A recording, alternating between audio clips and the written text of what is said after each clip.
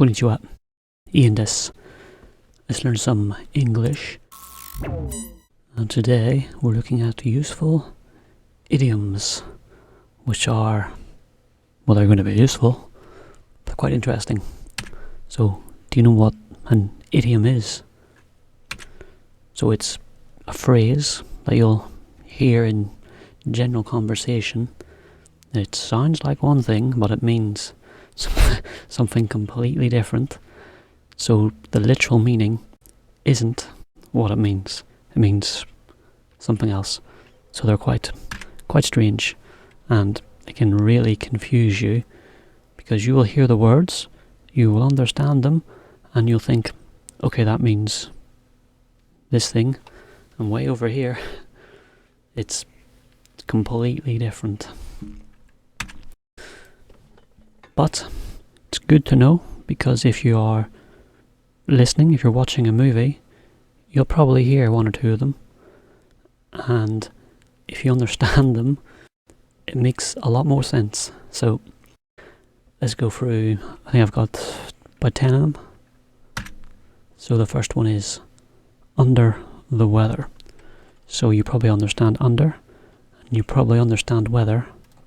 In this picture, the weather is, she is standing under the rain. Is that what it means? No. What it means is you do not feel well. You feel a bit sick. So if you have a cold, you have the flu, you're just tired and you don't feel good, you're under the weather. You're not good. So if someone tells you they're feeling under the weather, it just means they're a bit sick. Okay, spill the beans is more British. Spill the tea, the Americans seem to like to say that these days, and this is spilling the tea, quite literally. But an idiom isn't literal, so what does it mean? It means, tell me the secrets, tell me the gossip, I want to know all the details. So really, say you're at a party and afterwards someone's like, oh, spill the beans, what happened at the party? Did you meet that girl you like? Tell me everything, tell me the hot gossip. And they want to know all what happened between you and the girl. So spill the beans, spill the tea. Piece of cake. Or where I'm from, we say wee buns, which means little buns. So obviously that is a piece of cake, and that is a little wee bun, but it's not this. While these are nice, it doesn't mean that. It means it's very, very easy. So if you have an exam and you do it and you're just like, so good, and I ask you, how was the exam? You can say, piece of cake, which means I know I've got 100%. It was easy. It's the easiest thing ever. So you might hear that, piece of cake. It means it's very simple, very easy. These idioms, they're a piece of cake. Or maybe they're not, maybe they're very confusing. But I think once you know them, they're pretty easy. You'll hear them all the time. Okay, on the ball. So this man he is on a ball. But no, it means you are really on top of something. Like at your work, if someone is on the ball, it means they're really, really good. They know what they're doing. They one step ahead. They've got the work finished and they're on to the next thing before the manager even says, how are you getting on? They're totally amazing. They're on the ball there. It's awesome. So, am I on the ball, or am I just talking nonsense here? Hopefully I know what I'm doing and I'm really good. Okay, on the thin ice. So he's walking on the ice and he's going to fall through. I'll tell you what's on thin ice. My camera. Because it's so slow, I'm moving, and 10 minutes later the screen moves. But on thin ice means you're kind of on a dangerous level. So you might be on thin ice with your manager, and he's like, you make one more mistake, you're sacked. Or you're going to get in trouble with someone, or, it's like on the ice where you might just fall through any second. You might end up in a bad situation in any second, so you're on thin ice. My camera's on thin ice because it's not working properly. Any second I might just punch it.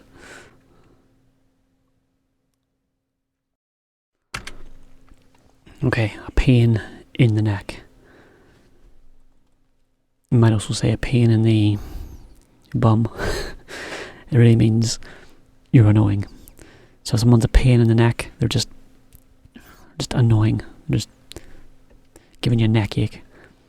So that's describe anyone who annoys you as a pain in the neck.